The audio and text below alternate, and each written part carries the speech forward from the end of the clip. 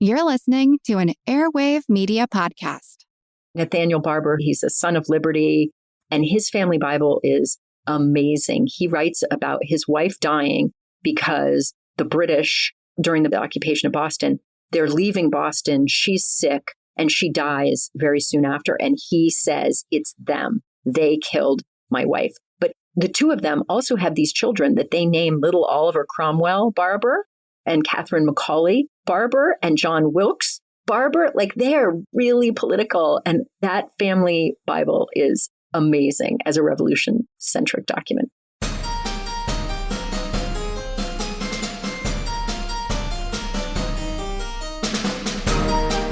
Hello, and welcome to episode 416 of Ben Franklin's World, the podcast dedicated to helping you learn more about how the people and events of our early American past have shaped the present-day world we live in. And I'm your host, Liz Covart. Have you ever wondered why genealogy captivates so many people? Whether it's tracing a family tree back generations or holding on to stories told around the dinner table, genealogy offers a powerful sense of connection, a connection that can shape identities, claims of property, and even arguments for freedom. But genealogy isn't just a modern-day hobby. In early America, genealogy was a deeply consequential practice with social, political, and legal implications. Karen Wolf, a professor of history and the 8th director and librarian of the John Carter Brown Library at Brown University, joins us with details from her new book, Lineage, Genealogy and the Power of Connection in Early America. She joins us to help us explore the ways that early Americans kept and traced their family trees and why they were so interested in creating family histories. Now, during our exploration, Karen reveals how early Americans understood and practiced genealogy, including vernacular genealogy and oral traditions, the role genealogy played in shaping early American ideas about family, freedom, and authority, and why genealogy mattered across lines of race, class, and gender in a society that was increasingly organized around patriarchal and legal structures. But first, I have some exciting news about Ben Franklin's World. We're entering a brand new chapter, and we'd love for you to be a part of it. Ben Franklin's World is now a production of Clio Digital Media, a 501c3 nonprofit organization that I co-founded with Joe Edelman and Karen Wolf. This move takes us back to our independent roots, which means we have full editorial control over the stories we share and the history we explore. Now, what does this move mean for you? It means that you can continue to trust that every episode brings you a complete, nuanced, and historically accurate picture of vast early America, free from any outside influence or organizational constraints. It also means that we really need your support. Producing Ben Franklin's World takes a lot of time, resources, and care, and we've been doing it without any sort of help since February 2025. In fact, Tim and I have been covering the show's production costs since February. And with fewer grants available, we really need to rely on you, our community, to help keep this show going. Now, the good news, because Clio Digital Media is a nonprofit organization, your donations are tax deductible. So whether you give monthly or just one time, your support helps us produce more great episodes, host community discussions, and maintain our listener-first mission. So please help us write this new chapter. Donate today at benfranklinsworld.com/donate. That's benfranklinsworld.com/donate. Thank you so much for your consideration and for being a part of Ben Franklin's World. Okay, one more short announcement before we dive into our conversation. I first met Karen Wolf at a history conference in 2007, back when I was deep in the trenches of graduate school. In 2012, I heard her deliver a passionate talk about the importance of writing book reviews and how book reviews shape both scholarship and the business side of history. That talk really stuck with me. So when this podcast began to grow exponentially in 2015, and I needed guidance on the behind-the-scenes world of history publishing, I reached out. Karen and I quickly became friends and collaborators, primarily through our work on the Omohundro Institute's Doing History series, which is also when I came to know Joe Edelman. The three of us found a natural connection and bonded by a shared commitment to public history, digital media, and great storytelling. All of which is to say, Joe and I are thrilled to welcome our friend, mentor, and colleague Karen Wolf to this show. And in the interest of complete transparency, we're not just admirers of Karen's work, we're also close collaborators. So with that, let's dive into our exploration of genealogy and the power of connection in early America.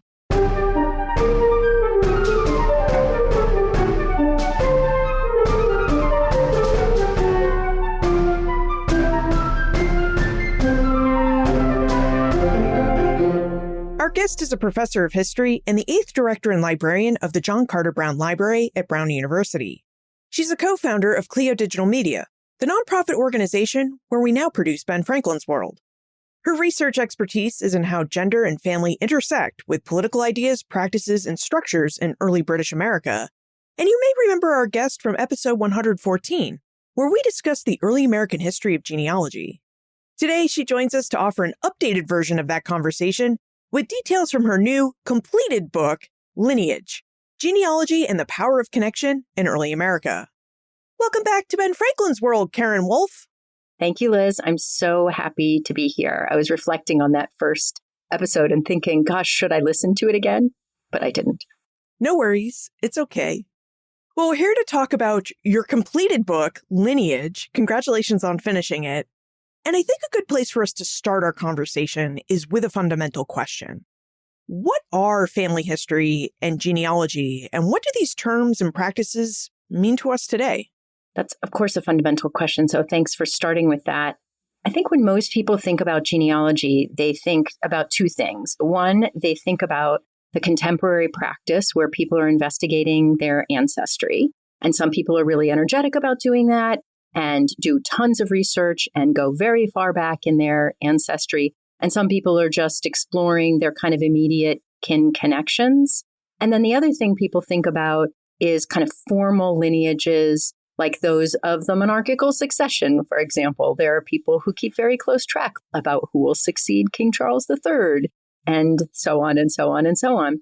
But in the 18th century, people thought about genealogy somewhat differently, and I know we'll have a chance to talk about this in a really full way. I'll just say that for me, family history is really stories, like the stories that we tell one another and that we tell ourselves about our family's background. And genealogy is the practice of marking out, whether it is through telling one another through oral testimony, sometimes that happened in court, or whether through making records of our family connections. So that's how I think about it. Family history is like the stories, and genealogy is the practice of recording in a whole variety of different ways our kin connections. I thought that was really interesting when I read Lineage, because as a historian, you had plenty of documents from people who kept family trees to figure out who's descended from whom and what other families their family shared connections with. But you also include these records that tell stories of how people used oral histories. And they often weren't elaborate oral histories either. Sometimes it was just, my grandmother told me that we're related to Uncle Bob. And I couldn't find this written record of that connection, but we do have this oral tradition that's passed down through my family telling me that we're related to Uncle Bob. Yeah, I think one of the big takeaways from this book is that genealogy is not exactly a universal practice and a universal language, but that it was a kind of language that people understood and could talk to one another with and through. So that language of maybe we're related to Uncle Bob or maybe we're not, sometimes that took place in the context of somebody really trying to figure out, are we related to Uncle Bob? And sometimes that took place in the context of, we may have an economic connection and I'd like to further our conversation, and this is the grounds on which we can do that. And then, of course, there are really awful implications too. Maybe those are questions about freedom and slavery, and whether Uncle Bob, in fact, his status was as an enslaved person or not, and from whom was he descended? Who was his mother? And was she free or enslaved? So there are a variety of different contexts in which that question, are we related, took place. I think we have a sense now that the practice of keeping family histories and genealogies is centuries old. And yet you note in Lineage that we often think of genealogy and the practice of family history as modern practices. But as we've just said, your research shows that with the exception of DNA testing, people have been working at these practices for centuries. So where should we look for the origins and maybe the start date of this practice of genealogy in early North America? Well, I think there are a couple of questions embedded in your question. And one is a question of how technology changes what we know about genealogy and how people practice genealogy. And as you said, DNA is a very recent example that I think really illuminates how genealogy as a practice adapts to and helps adapt the use of technologies. If we just think about how DNA technology is being used right now in such an incredible variety of ways, and how, for example, genealogy websites have helped law enforcement use, which is highly controversial, but nonetheless, law enforcement use of DNA to track family connections. That's a great example of how technology both adapts to genealogy and genealogy helps adapt that. And there are examples of that in the past too. Like we could talk about the 19th century and the explosion of print culture in the 19th century, which meant the explosion of local histories and printed family genealogies, which is, I think, something that in American history, people often associated with genealogy. It's those tomes that were printed mostly on the East Coast about these long family histories. So genealogy and technology kind of rode together. That always was the case. When we think about like, what are the origins of genealogy? That is a really deep question because it's like, what is the origin of people thinking about ancestry? And one of my points about the particularity of British American practice is that it's really rooted in part in a Protestant religious tradition, which emphasizes the importance of genealogy, both Old Testament and New Testament genealogies. So would we say the origins of genealogy are in Old Testament moments? I'm quite confident people were thinking about their family relations before we have any kind of record of people thinking about it in that context. Now, before we dive into specific early American practices of genealogy, you just noted that your study is deeply rooted in British North America. Rather than, say, New France, New Sweden, New Netherlands, or New Spain, why did you choose to focus on British North America and not all of early North America? Well, as you know, Liz, I'm really committed to the idea of vast early America, that early America was a really complicated place with an incredible diversity of people and a diversity of different kinds of political, economic, social, and cultural structures. But part of being committed to vast early America, to thinking about early America in these really capacious terms, is also committing to particularity, to acknowledging when we're talking about and thinking about the particulars. For example, when people talk about early America, I'm making startled quotes here with my hand. When people talk about early America, I do think it's important that we say, are we talking specifically about a British American context? Are we talking about a French context? Are we talking about a comparative context? Are we talking about the foundationally indigenous early America? What is the particular thing, place, time that we are talking about? And in my case, I'm interested in British America in part because there is a particularity to the legal context that shapes genealogy and genealogical practice, not just what people wanted to do in terms of keeping track of their ancestry, but also what they were required to do. I wonder if we could talk about the requirements of British American genealogy. You mentioned earlier that people were inspired by their Protestant faith to keep track of their family records. However, it also seemed that from a lineage perspective, there were legal and other reasons why people were interested in their genealogy. So why were early British Americans interested in their genealogies?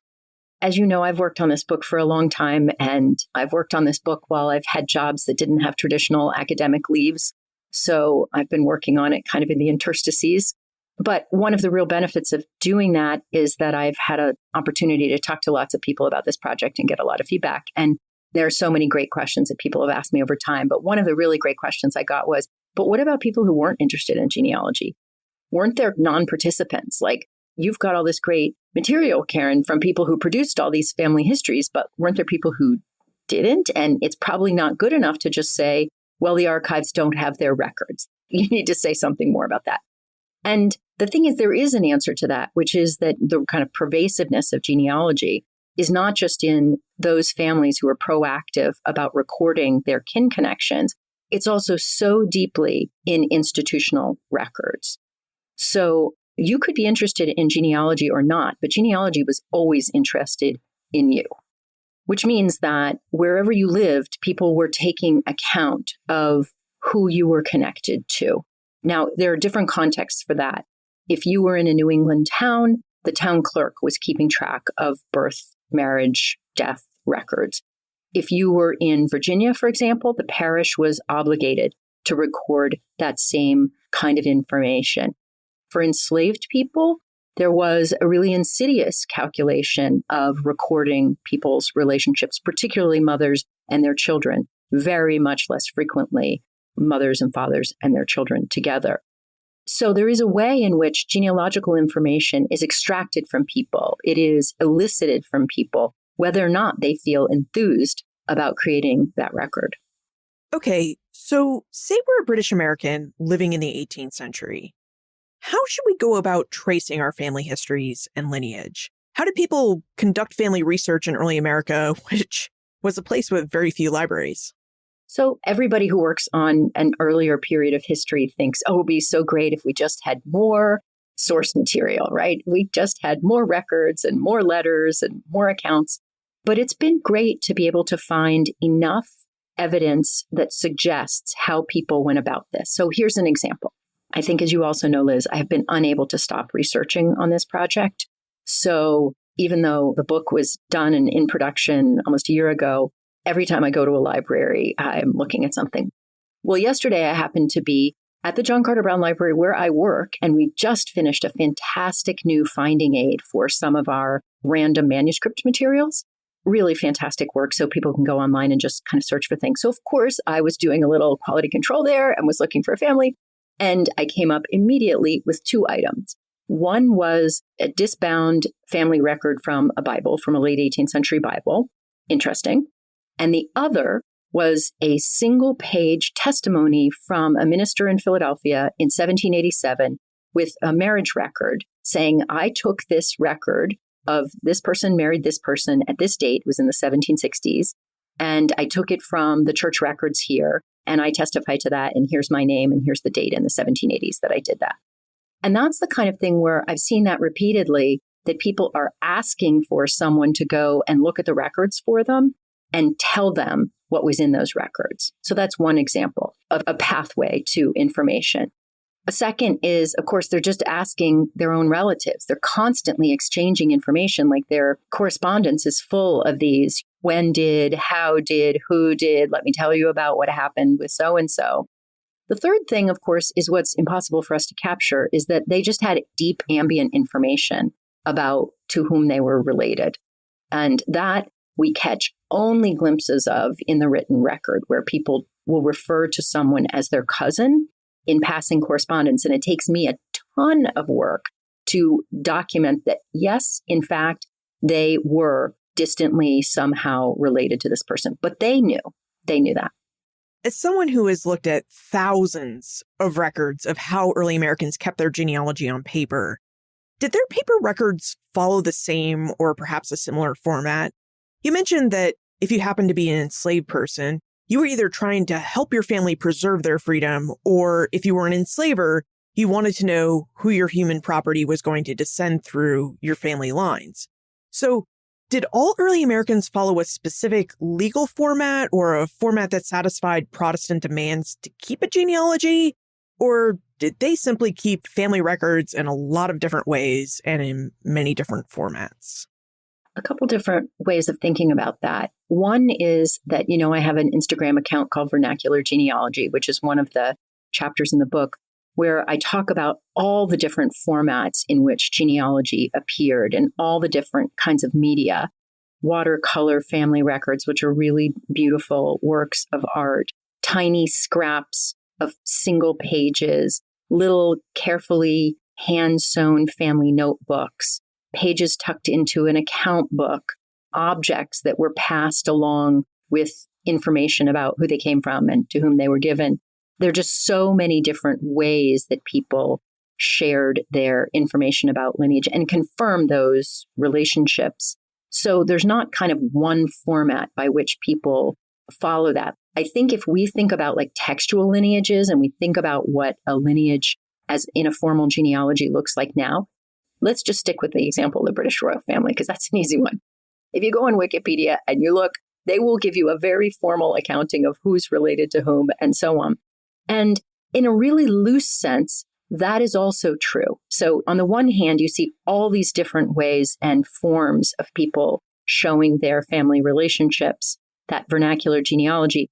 On the other hand, there is a kind of a standard way that people do that in text. That is, they typically account for my mother and my father. This person was married. These were my grandparents. They were married at this point. These were their children, and so on. Now, some of those could be more elaborate and some less. One of the objects that I feature in the introduction to the book is from an indigenous man.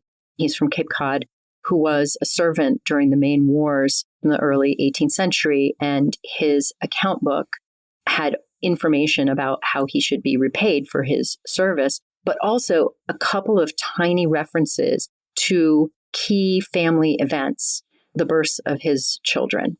And those births of his children in his account book, from a really different cultural background with a really different way of accounting and thinking about family and kin, look so much like the ones that I see from standard shoemakers in the middle of Massachusetts, settlers, that you can say there is a kind of standard format in that way. Now, while we're on the subject of family record keeping, Travis would like to know more about where early American families kept their documentation and notes about their family trees. Specifically, he'd like to know more about the role family Bibles played in maintaining family records. Yeah, that's a great question. I think the assumption when I started this project from a lot of people was that I was going to be looking at lots and lots of Bibles. And in fact, I have seen probably thousands of Bibles, disbound family record pages, so many digitized, thankfully. Thank you, libraries that digitize your material, digitize copies over time now. But truthfully, those were not the primary place. And again, this goes back to the thing we were talking about, technology and how genealogy kind of swims with technological advances, because the appearance of family histories as a kind of standard part of Bibles really is part of print history. Print explodes in the 19th century and all kinds of print becomes more available, including Bibles. So let me back up for just a minute and answer this question by saying there's a kind of a three-part story to why Bibles are important in terms of family history and why they're not the primary place where people put them. The first is that, of course, they're important in terms of how people think, that kind of Protestant emphasis, even for people who are not Protestants, but that Protestant emphasis on genealogy as being really authoritative. So the Bible is important in that way. People are mimicking in their records what's happening in all of those begats in the Old Testament, and of course, the important lineage of Jesus in the New Testament. But then secondly, family Bibles are important when Bibles are really, really rare. And that's before the late 18th century. Bibles are really expensive and they're entirely imported. There are no American Bibles until after 1780, but they're expensive and they're imported. So people who have family records in family Bibles have expensive Bibles, big, heavy ones. So the Winthrop family of Massachusetts, a founding family of Massachusetts, for example, has a very expensive, big, heavy family Bible, and there are family records in it. And there are other families that are not as fancy or rich or powerful as the Winthrops. So a family record in a Bible before the 1780s, let's say, means that someone had a really substantial Bible, an expensive one. Smaller Bibles, less expensive Bibles, which are all over the place, don't tend to hold those family records. But then starting in the 1780s, Bibles become, because they start being printed in America and because in general print becomes cheaper and just much more available, people start putting more family records into Bibles. And Bible publishers then are like, aha, you know what we should do? We should make this thing called the family record page. And they do. They start printing a family record page in Bibles starting in the very, very late 18th century. So that's when you really start to see the family record in the family Bible as a big, powerful phenomenon. Sterling wonders about the gender dynamics in early American genealogy practices. Specifically, he'd like to know how the paternalism in early American family organization may have shaped early Americans' practice of genealogy. So would you tell us how early Americans organized their families and communities, and how this type of organization may have influenced early American practices of genealogy? Thank you. That's a great question. So there's one kind of obvious overriding theme here, which is that early British America is highly patriarchal. It's organized around the assumption that there is a patriarchal head of household and that it is male lineages that matter. And that always pushes against the absolute reality that maternity is always easier to trace than paternity, and that women in some ways are the original genealogies because they're the ones who are giving birth to children. There is also, really importantly in the early American context, of course, and we've alluded to slavery before, but the practice of partus sequitur ventrum, what follows from the womb, and the law, and then more pervasively, the practice, even when it's not law, of enslaving the children of enslaved women means that maternity is incredibly important too. So patriarchy with the practical implications of maternity and the legal implications of partus mean that patriarchalism and maternity are both really important to the practice of genealogy in early America. There are other things to say about this, which is that while typically and traditionally people traced their paternal lineages, that wasn't always the case. People sometimes were really interested in their maternal lineages. Sometimes women created female-only lineages, and I recount several of those in the book, some wonderful examples of that. So there are kind of contra examples, if you will. Now, Margaret is curious to know about the role race and ethnicity played in the way that early Americans kept family histories. She'd also like to know if there was an element of what we would now call eugenics involved in the way that people kept family histories in early America. So eugenics isn't really a philosophy and a practice until the 19th century, but I think in the loosest sense, that idea that elites wanted to marry elites for practical reasons, if not kind of race science that develops in the 19th century and that facilitates all kinds of horror. Nonetheless, the idea that elites wanted to marry elites for economic reasons and for reasons of political power, that absolutely, of course, pertains. And maybe lurking beneath Margaret's question, too, is there a way in which elites use genealogy to try to make claims to their authority and to their exalted position in society? And that is definitely yes, absolutely yes.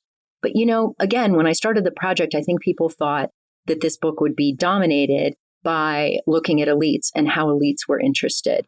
There's not a lot of history of genealogy, but a very good history of genealogy in the 19th and 20th century by Francesca Morgan, who really emphasizes that genealogy was seen as a kind of form of social capital and that it was something that elites and middling strivers were interested in doing. But I'm really looking at a different picture here. I'm looking at genealogy from a different vantage, and the 18th century looks quite different.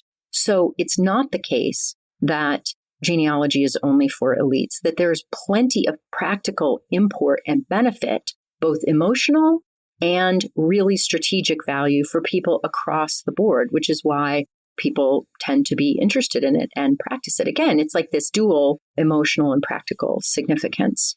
Margaret's question also made me think about some of the stories that you tell in Lineage about how men who had white families and black families, such as Thomas Jefferson, how they trace those family lines differently from one another.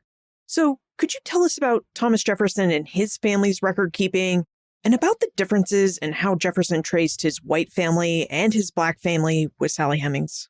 Yeah, it's really shocking. I mean, embedded in Margaret's question, too, is this question about how race factors in how we think about and how people practiced genealogy. And certainly Jefferson is an important case study.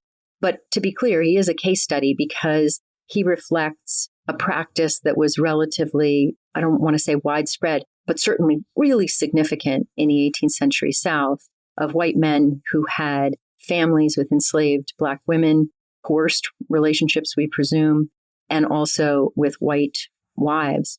So Jefferson is typical in that those two families, the children that he had with Sally Hemings, who was enslaved and who was his white wife's half-sister, that family, he recorded their information in what he called his farm book, where he also had information about livestock, horses, kept information about what he was growing at Monticello. So it's pretty stark and pretty shocking, frankly. to see how he records those children's names. And he records those children's names just as he does the children of other enslaved women. Whereas the children that he had with his wife, Martha Wales Jefferson, he records them in a special family record that his own mother started, actually. So the Jeffersons have a kind of very typical, I would say, of the time, interest in recording their family history, and they create those records in fairly typical places.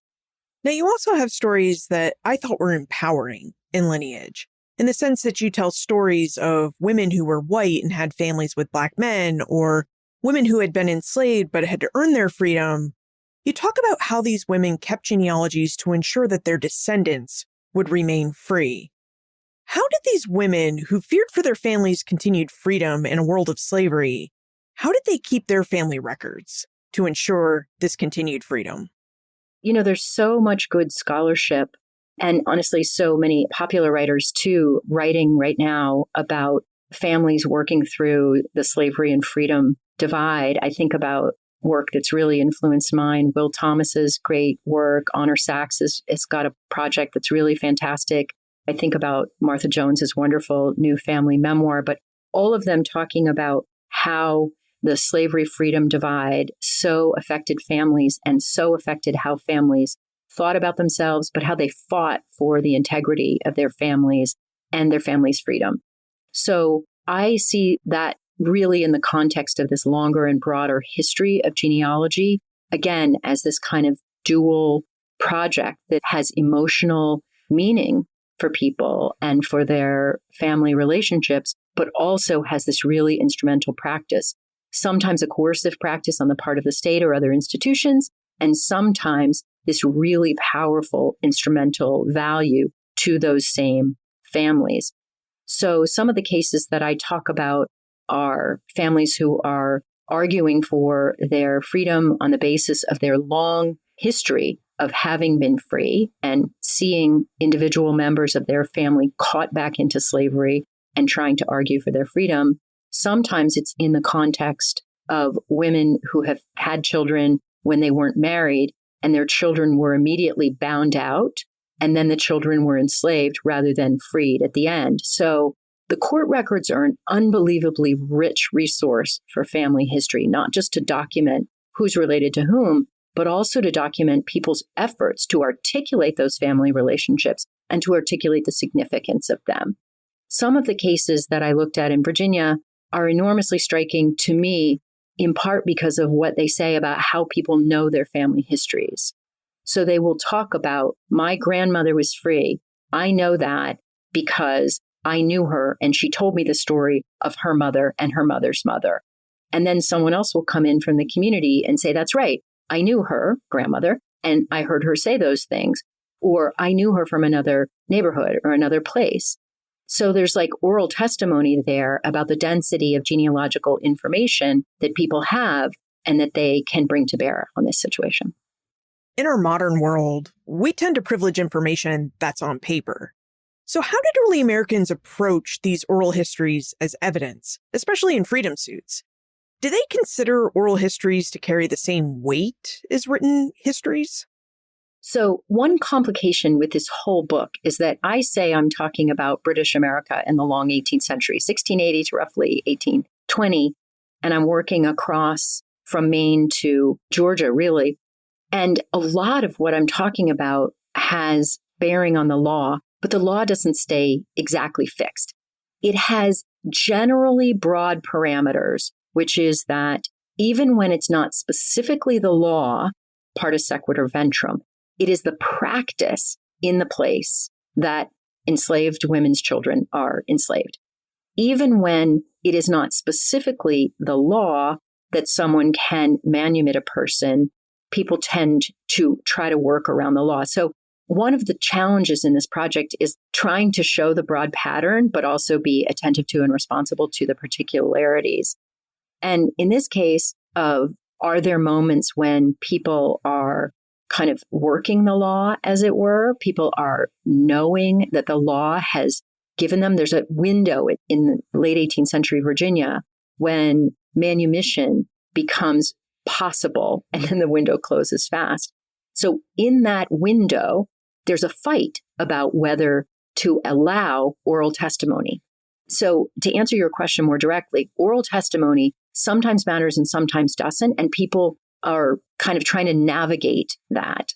But what I see is that it always comes in. People use it and they try to make it influential. Now, several listeners, including Marcia, inquired about whether there were differences in the ways that urban and rural families kept family histories and family trees.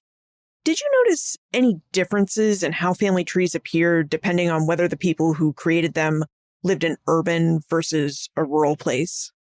Not necessarily urban and rural.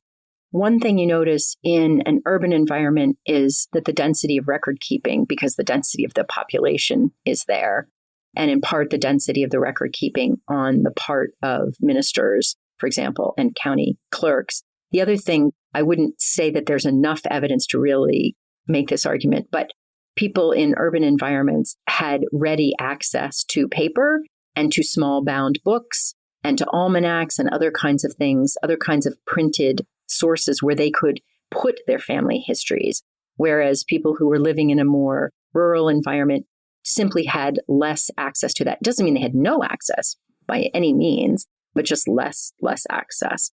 So that might be a divide. The more significant variation, I think, is across regions where we see different kinds of genealogical cultures develop. Well, you know I love regional differences, Karen. So would you tell us about the different regional differences you saw? I was fascinated when I read Lineage to see the differences between New Englanders, Pennsylvanians, and Virginians, and the different ways they kept their family histories. But I also wondered if perhaps an increased literacy rate in the North versus the South accounted for some of those regional differences in genealogical practices. Maybe this podcast is me telling you all the flaws of this book, but one of them for sure is that I'm confident that if I had chosen to focus on one region, I could have gone deeper and done a more thorough job in any one place. Like, for example, I'm proud of the book. I like the book, but I wish I'd done more with New York, where Dutch law, for example, and the way that Dutch law privileges women's inheritance practices, I can see that in the records that I have. I can see how that's influencing how there's some slightly different traditions there in family records, but I didn't do enough work there to really make it a chapter of the book. So I am confident that there is so much more to say about regional genealogical context. The other thing I didn't do is really dig into the Caribbean. And I think there's really interesting work there to be done on particularly the British Caribbean and the connection to the island Britain. But that said, some things that look really different. Any of us who think about early America know that New England is a place of towns. And we know that Virginia, my beloved Virginia, is not a place of towns. It was a place of these big, huge counties with really dispersed populations, with a few towns, important ones, like Williamsburg. But that, in some ways, is mirrored in how genealogy looks different. In New England, genealogy's family records emphasize towns, and they emphasize, like, even if a family had been living out on the Connecticut River Valley for generations, they will nonetheless emphasize, but we were originally from Milton.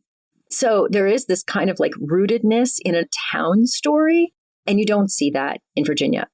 People ask me if Virginia elites always emphasize their connection to Britain, and that's not necessarily a clear pattern either. That's a little bit up and down. And by the 18th century, certainly, elite Virginians were just as interested in their original Virginia origins, just like New Englanders were, than they were in their kind of British or other kinds of European origins. But a really important distinction, though, is, as always, like slavery really makes a difference. And it's not that slavery isn't existing in New England. Of course it is. And we can talk about why I don't do as much with indigenous families in this book, too. But the pervasiveness of slavery in the mid-Atlantic and further south really changes how these family records look. And I have many examples, and many more examples than appear in the book, where you see a single volume and it has a white enslaving family's lineage and then notes on enslaved families in the same space. So that's a real difference too. Now, in your book, Lineage, you devote most of your chapters to everyday people and how they researched and recorded their family histories and lineages. But in Chapter 7, you focus specifically on the founding fathers and their interest in genealogy. And you cover many founders. So I wonder if you would discuss the efforts of both George Washington and John and Abigail Adams, so the first and second presidents, and how they went about researching and preserving their family records. So the chapter is called Founders on Foundings, and I didn't want the book to end without addressing this key question of, didn't the American Revolution make a difference? I think when I first started this project, these many years ago, I thought, surely all these early Americans were individualistic. Why do I find examples of people being obsessed with lineage? Don't they know this is a democracy? They don't need to be interested in this stuff anymore, right? But the problem is that they really were. And once you start looking for it, you can't not see it. One of my favorite things, not to pick on Ron Chernow, but I think he can take it, but his book on George Washington literally opens with a statement about how George Washington wasn't interested in his family history. And there are a lot of great research moments that I've experienced over time, but one of the really great ones was getting to deal with this piece of Washington source material that had not been properly cataloged at the Library of Congress and had not made it into any of the papers of George Washington. And it is a document where George Washington writes on one side of this piece of paper a family tree. It's literally a family tree that begins with his great-grandfather and goes down to his little toddler nieces. And on the other side is a list of tithables, inherited enslaved people, and the tax that was owed on them. What an incredible document to really display the twinned power of genealogy. George Washington is inheriting through this line that he has sketched out the very people who were on the same piece of paper. And on that piece of paper, he writes Genealogy of the Washington Family. And he puts that on the side of the paper that is the tithables. It's a really illuminating document, let's just say. And there are other ways that George Washington was interested in his family history. Because he was the first president, and as we know from a lot of great work from scholars, including Chernow, I'll give him that credit, Europeans, especially the British, weren't really sure how to deal with him. And one thing they did was try to figure out, what's his lineage? How can we put him in an ancestral context? Because that's the governmental context that we know people. You think about who are they related to and how did they inherit their authority? So the heralds at the College of Arms in Britain, which is the body that is responsible for creating coats of arms, which were really important to distinguish one family from another in battle back in the days of Richard III and Henry VII, but has now come to be this really expert body of genealogical researchers. The guy who was the head of it, the chief herald, wrote to George Washington and said, I'm interested in American families. I have married into an American family. I want to document your family history. And Washington was like, no, I'm not that interested. And then immediately turned around and wrote to other members of his family and was like, well, you have that piece of paper and you have this. And I need you to get it to me. So this guy, Sir Isaac Hurd, was able to do quite a lot with the Washington lineage. And there are plenty of other examples. Washington was interested in using his coat of arms. He put it on lots of things. So there's a lot to say about how Washington was invested in the authority of lineage, as well as the practical benefits that it brought to him and the law of inheritance brought to him. John Adams is an interesting character because obviously he's a very different guy. He comes from a very different background. He's a New Englander. He's a lawyer. He's famously a little feisty. And he has this extraordinary partner. We know so much less about Martha Washington simply because so little survives about her. But we know a lot about Abigail Adams because a lot survives because she wrote a lot. She had a lot to say and happily it was preserved. But both Abigail and John were very interested in their family backgrounds. And Washington didn't do this, but they, like many other of their and previous generations, when they were in England, they went to visit sites of family history and they went to visit relatives and ask relatives about their lineage and how to fill out that side of the family tree. And they enjoyed that quite a lot. They, like Washington, also used family coat of arms. Adams, it was a little super faux pas that he used the coat of arms from his mother's family. That's just a not done thing. Anyway, he also put it on his carriage to ride to the inaugural. That was also a no-go. Anyway, so they're very interested, all of them. And we could just go through the founders one by one. I set myself a little challenge, like find a founder who wasn't interested in genealogy and who did nothing about their family history. And I couldn't find one. I would say, okay, I've read about this person, James Monroe. He's like at the end of this generation, right? And Happily William and Mary, where I taught for a long time, has Monroe papers. And I thought, okay, there's probably nothing in there. But there was, of course there was. And Franklin, how can we not talk about Ben Franklin? Franklin is the individual American, right? We think of him as like, he writes the autobiography, the story of me, all about me. But Franklin's autobiography begins with this story of going to England and investigating his family history with his son, and lots of accounts of all the family that he met. And Franklin comes from a line of genealogists. His uncle Benjamin was a great genealogist and left him plenty of family records. So in short, founders deeply invested in the idea of lineage and the authority of lineage. Given how deeply invested the founders were in lineage, Stessa would like to know if the practice of genealogy influenced the United States' founding documents in any way. So Karen, why don't we take a moment to thank our episode sponsor, and then we'll come back and answer Stessa's question.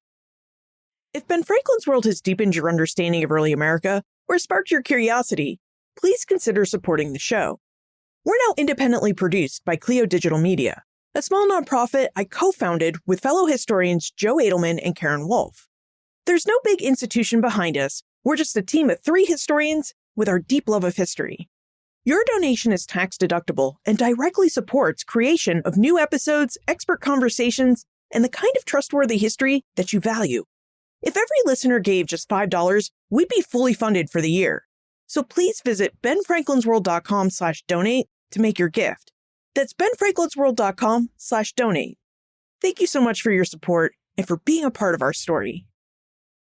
Karen, Stessa would like to know if the practice of genealogy influenced the United States' founding documents in any way, and if so, what those influences are. Great question. I guess it depends on what you mean by the founding documents, because if we think about the founding documents as kind of the Declaration of Independence and the Constitution, I would say that the ideas about genealogy absolutely influence that, because the ideas that inform the practice of genealogy are these deeply rooted ideas about inheritance. I talk in the book a lot about inheritance and inheritance law and how the presumptions of the idea of inheritance really shapes how people think about property. And that really undergirds a lot of American founding principles, just this basic idea that, first of all, a person can own property, and secondly, that they can give that property and that they should give that property to the people that they're related to. Now, how do we know that they think that? Well, we know they think that because so many of the laws that if you die without making a will, then the state, that is literally, I'm talking broadly, the government, but it could be literally the state of Pennsylvania or Massachusetts or Rhode Island, or the US, will assume you've died intestate without a will, and they will give your property to the people you are most closely related to. And that is still true today. I looked up for a presentation last year, what are the laws here in Rhode Island where I live? So who's going to get my stuff if I die without a will? Of course, I'm not going to die without a will. But sure enough, there's a specific division to my spouse, to my children, in the absence of my children, to my siblings, absence of siblings, to nibblings, and it goes on from there. But in other words, this is in part why the government is always so interested in making sure they know who's related to whom, because you may not know that they need to know at some point who you're related to, but they know that they need to know. Sometimes people say, well, this seems, of course, your stuff should go to someone who you're related to. But that's not necessarily true. That isn't true the world over, and that hasn't been true always. It is a very British-style system that presumes that your stuff should go and divest in exactly this particular pattern. And some people were really critical of that whole thing. There were some real radicals at the late 18th century who were like, when you die, nobody should inherit anything. It's a much more equalitarian approach to say you die and all your stuff goes to the government and then gets redistributed. And that would be much better. We would have a much less unequal, or we would have a much more equal society if people couldn't inherit tons and tons of property. But that was controversial to say then, and it's certainly still controversial now. Now, at the start of our conversation and in Lineage, you noted that in the early days of the early American Republic, so we're talking about, as you mentioned, the 1780s into the early 19th century, you mentioned that there was a surging print culture that promoted a lot of ideas, images, and texts that encouraged genealogical practice. So I wonder if we could discuss this surging print culture and how printers encouraged early Americans, especially in the 19th century, to keep track of their family trees. There are a couple different ways that print culture dovetails with genealogy in a way that we might recognize it today. One is, I've already mentioned, is the family record page at the back of these new American Bibles. Wow, there are a lot of them. And the family record page has a pretty standard format for births, marriages, and deaths, even has fairly standard illustrations for that. Sometimes they echo gravestone symbology. So that's one, is just in that kind of repository. The other is that the profusion of publications of local histories and then family histories, beginning really in the 1820s and then in the 1830s and forward. So printed family histories, printed genealogies in the 18th century, they're really just a vanishingly small number of extant family histories that are printed, maybe less than 10, surely. And interestingly, most of those are associated with people who were printers themselves. And most of them are just like tiny, maybe 1 page or 2 page. There are a couple that are little kind of pamphlets in the 18th century that look more like these 19th century long things. But the long family histories that get published in the 19th century are also related to the organizations that start to form historical societies, genealogical societies, the New England Historic and Genealogical Society being among the first, which is now called American Ancestors. And that kind of organizing impulse combines with the ability of printers to produce a lot relatively cheaply. And whew, there you go. You've got a phenom. Karen, you have been working for years to bring Lineage to life. Now that your book is in its final form and it's published, what are you most excited about? What do you hope readers will take away and better understand from your work? Well, I've already told you my regrets, like not enough New York, and and I have other regrets too. Like one of the joys of working on this for such a long time is I've been able to talk to so many people about it. And I was worried that I would forget to thank someone. And sure enough, I did. A quite important one. I just want to say I have a beautiful example in this book of a fantastic watercolor family record from Newbury, Massachusetts, that was something that the great scholar of 18th century religion, Doug Winiarski, pointed out and sent to me years ago. And I only know it because of Doug. I mean, maybe I would have stumbled upon it eventually. And I don't credit Doug in here. I feel terrible. Anyway, so I feel like I want to go through every copy of the book and add to the footnote, thank you to Doug Winiarski. Okay, so there's regrets, but what am I excited about? I guess mostly I'm excited to talk to people about it, just like this. And I'm going to get to go do some events. And it's really fun to talk to people about their ideas about what family history means. After a long career thinking and reading and teaching about early America, it remains something important to me to say that family history is probably the most capacious, and I'm always in favor of capacious, but the most capacious way that we can think about the past.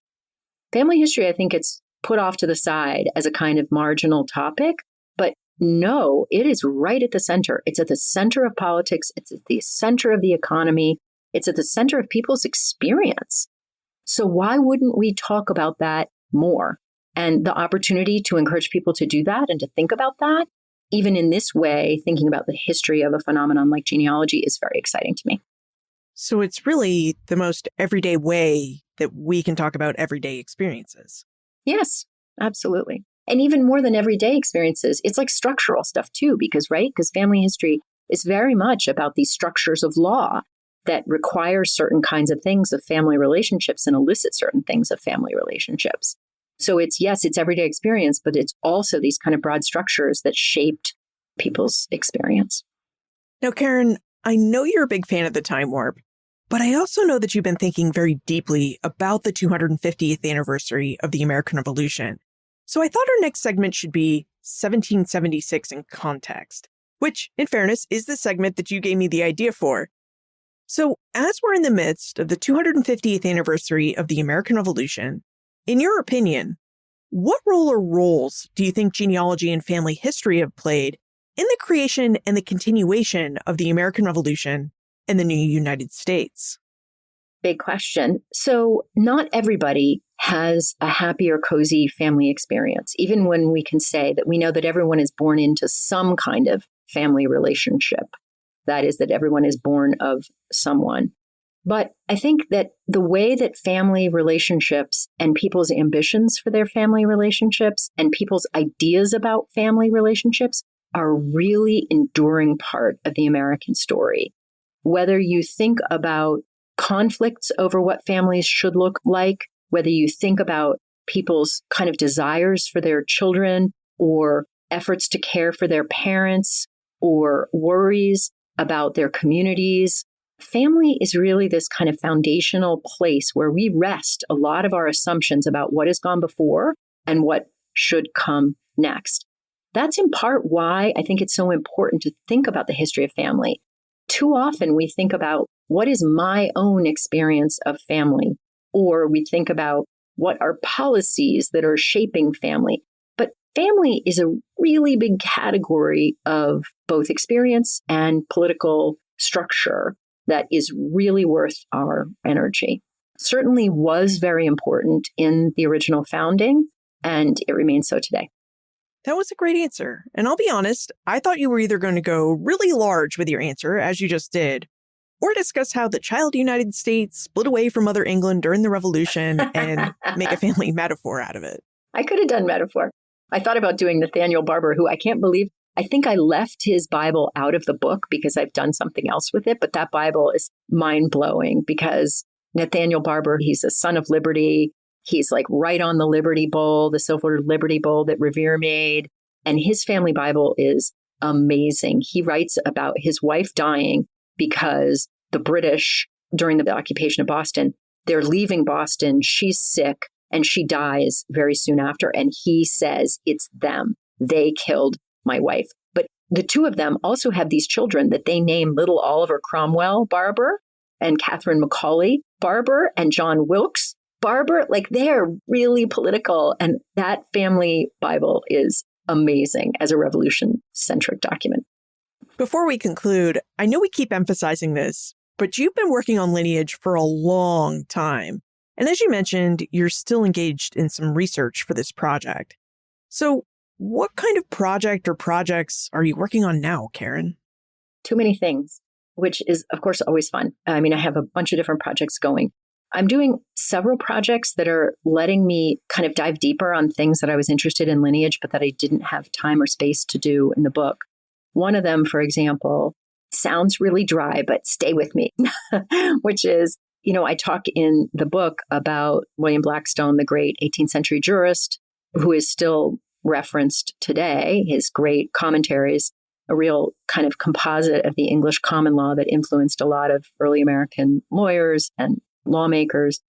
And right at the center of Blackstone is this whole genealogical project, because Blackstone's work is fundamentally about property and how property gets inherited. And he was a professor. He wanted to teach his law students how to think about genealogy. So he had made this huge family tree of this fictional family, the Stiles family.